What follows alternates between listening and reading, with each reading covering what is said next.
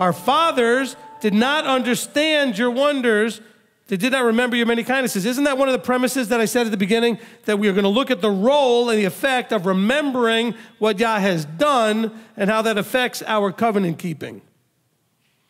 They acted perversely and did wrong, and so do we when we don't understand his wonders and we don't remember his many kindnesses. Maybe you don't understand his wonders. Maybe you don't understand. But I think from the point of view of understanding why he does them. He does them for one reason only, to strengthen your faith, your emunah.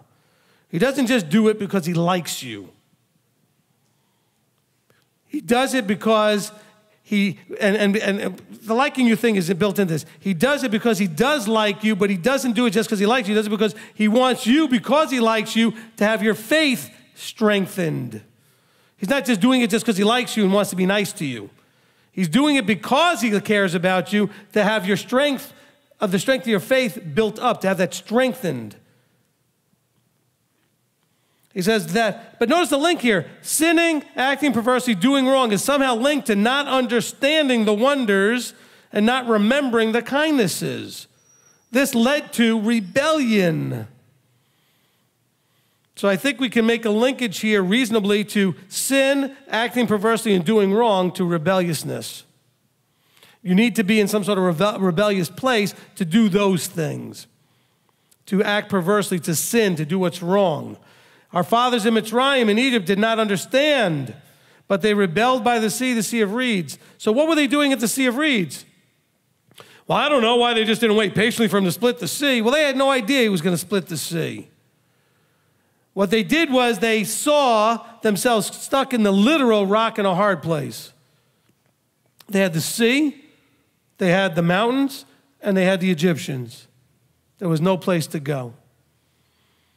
And instead of having emunah, instead of having faith, they rebelled, they panicked, they had a problem, they did what was wrong, they acted perversely, etc.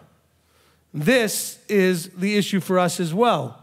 If we understand his wonders, if we remember his many kindnesses, then we would understand and remember that we need to do what Moses said from Yahweh's inspiration: be still and see the deliverance. Be still and see. Because just like the Israelites had no idea the sea was going to part, you have no idea how he's going to fix your problem. And so you're in the same place as they were. The only problem is you have a really hard time really understanding how they felt because you already know the sea parted. You can only one time read that story or watch that movie and wonder what's going to happen. After that, you already know. So no longer can you really fully embrace that mindset. But they, if you were to embrace it, they were in full-blown panic. They knew they were dead. What they should have known was something amazing was about to happen. But they instead were, what was more real to them was they just knew they were dead.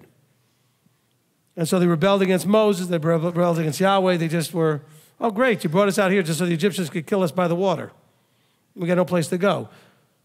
Yeah, you're a real genius, Moses. You brought us right down to a dead end, literally. No, I brought you exactly where Yahweh wanted you to be when he showed himself mighty. If you would just be quiet long enough and sit still and see what he does. At this point, I think some of you need to stay in the water on the way out and drown with the Egyptians because you're just not ready. And some of them would have that problem. They will die in the desert. They will die when the ground opened and swallowed up some of them. They'll die by the sword of the Levites at Mount Sinai. Some of them are going to get that anyway. Because even the parting of the sea wasn't enough. What does he have to do for you to be enough? For you to really get it and to go back to that, blessed are those who guard right ruling, who do righteousness at all times. What signs and more? Because he's saying the reason they didn't is because they did not understand and they did not remember the kindnesses. Has he not been kind to you?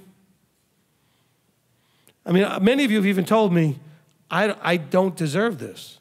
I do not deserve the kindnesses he's given me. I deserve where I was, and that path was leading to death. And he has shown me, basically bottomless kindness, because I do not deserve, I have not earned any of this. I have earned death. Now, some of you didn't lead that kind of a life. But some of us led some pretty awful lives. And we know. So we're not saying you just earned death because you didn't keep the Sabbath and didn't eat right. I'm talking about some of us did some pretty horrible things. And in his kindness, he still called you anyway. And brought you here anyway. And brought you under his covenant anyway. And that's abundant kindness.